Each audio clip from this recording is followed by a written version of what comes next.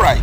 I'm super proud of my Gambian youth. You guys are super amazing, super wonderful. I'm super proud of you guys. You guys have proved to me that yes, we are rising. Africa is rising for real. African youth are rising. African youth are waking up. I'm very, very, very, very proud of you guys for standing up for your right, for standing up to speak up for your right, for standing up to speak against the corruption and the bad governance in the country. Under Barrow, well, all we experience under Barrow is corruption, nepotism in the highest order, corruption drawing the country backward, a country of 2.5 million people. I mean, cannot even boast of, good roads. I mean, basic amenities, essential commodities are crazily expensive. Every single thing in Gambia is imported. Every single essential commodities in Gambia is imported. So this is not the country that we are looking for. They were every single thing they accuse Jame of, they are doing it now. Every single thing they accuse Jame of, they are doing the worst of it now. They accuse Jame of tyranny, dictatorship, wickedness, killing people and all that. They are doing worse than whatever they accuse Jame of. And this is not the country, this is not the Gambian we decided that we experienced in 2016. This is a different scenario. This is a different thing that we are seeing altogether. Corrupt institution, every single sector is corrupt to the core. I mean, nepotism in the highest order. I've never experienced nepotism in any government than this Barrow's regime. Barrow is becoming one of the worst presidents in the Gambia, and it's becoming is uncalled for. Is becoming alarming. If you're a Gambian youth, and you're not standing up this time around to stand up for your country, you're sitting on the fence or sitting in your closet, waiting for the change that you desire to come, without coming out to join the comrades that are coming out to speak up or to demand for good leadership in the Gambia. That means you are part of the problem. You are actually part of the problem. Maybe you are benefiting from this corruption, or one or two ways your relatives or whatsoever related to you is benefiting seriously from this corruption, because there's nobody, both citizens of the Gambia and non-citizens of the Gambia are feeling the bad leadership of this government, and it is uncalled for. They say you should not talk, you should not talk. How? If you can't kill everybody, you can't kill all of us. And besides, I've told you guys time with that number that we having, we are in social media generation where we have our voice to lend, where we have a platform to lend our voices. That is the benefit of these social media platforms that all of us have.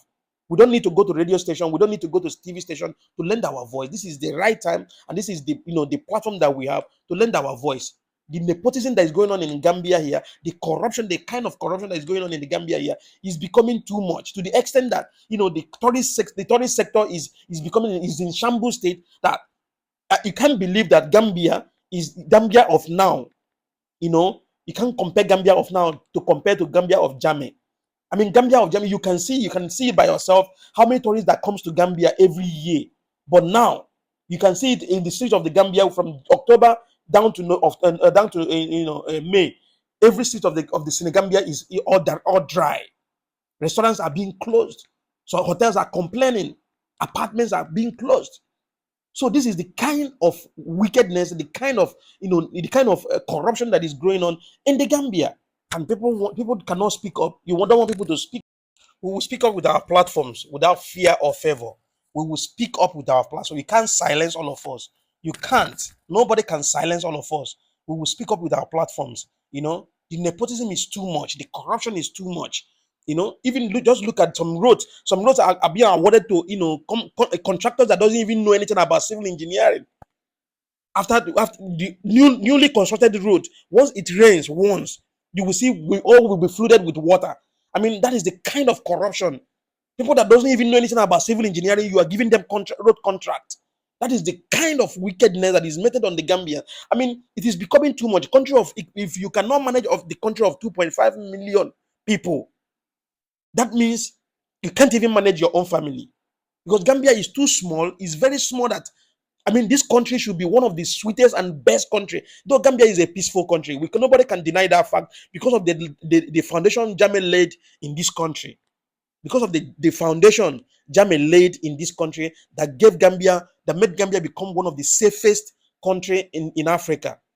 So we can't deny that fact. But what we need is good leadership. A leader that is intentional, a leader that wants the best for his people. A leader that is like Ibrahim Traore, a leader that wants the best, that want to make sure that dividends of democracy goes across the board. Civil servants in the Gambia, their salary is next to nothing. I mean, civil servants in the Gambia.